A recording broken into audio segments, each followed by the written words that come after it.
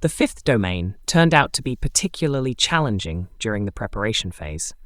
Unfortunately, I lost my save file for my high-level character, and I'm currently at level 62. And at the start of the Red Moon domain, I see that the minimum enemy level is 70, and that red text doesn't exactly fill me with optimism.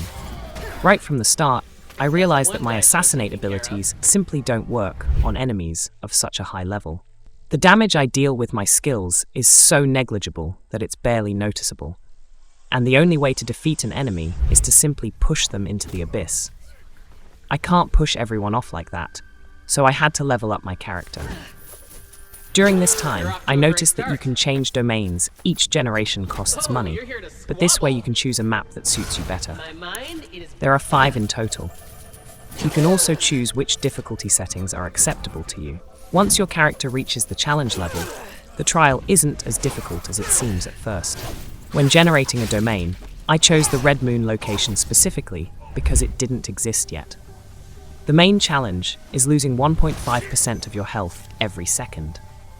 Also, standard health regeneration doesn't work here.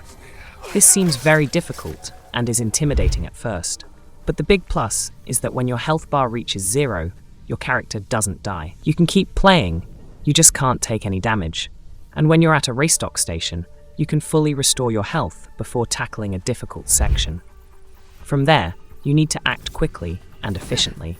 I didn't find the Red Moon domain to be difficult or confusing. Everything here is intuitive, so I quickly defeated all the domain Daishios and the regular enemies nearby. After defeating the last samurai, you'll need to travel a short distance to the final battle. Everything here is linear and straightforward. Follow the yellow markers, they'll show you the way. But even without them, it's simple. The route is designed so that you'll know where to jump next and which direction to move in. Just head toward the final battle marker, and don't worry about your health at all. When the battle with the final boss begins, your entire health bar will be restored. At the end of the 5th domain, you'll face Eamon Hathaway again. At first, I expected the boss to use complex combos or attacks, so I lost my focus a bit and quickly ran out of health. Then I realized I needed to be as active and aggressive as possible. Taking advantage of my build in this fight, I constantly attacked the enemy with Tidal Wave, then tried to land a few simple strikes, and finished the attack with Eviscerate. Later, I realized that the boss very often dodges the Eviscerate ability if it follows a regular attack in the sequence I described above. So I had to change my approach slightly. First, attack with Tidal Wave, then land a few basic attacks, then retreat.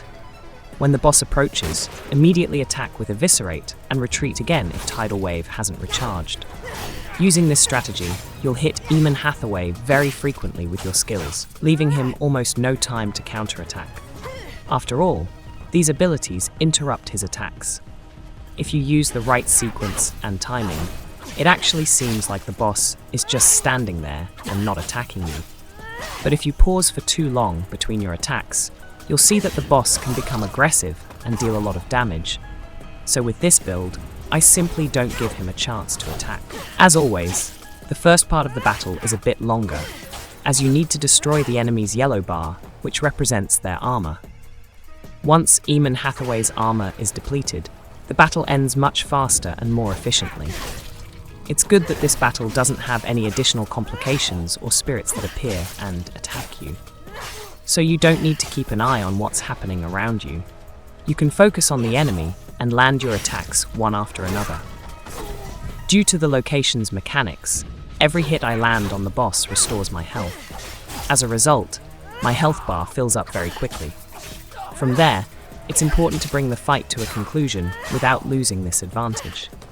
I put together this build back in 2025, when Assassin's Creed Shadows first came out, but it still works today. The developers have slightly changed the descriptions of some items, but I later realized those descriptions were actually incorrect. The bonuses worked exactly as they do now.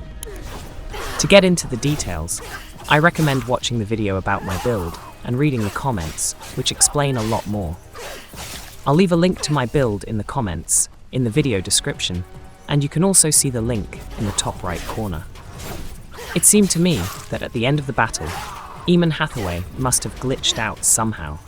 because he completely stopped attacking. But I didn't bother to check. Once I've cleared all 10 domains, I'll go back and take on this boss again. Next, I saw that the next domain requires at least level 80, so I'll have to go back and level up my character again to clear the next domain.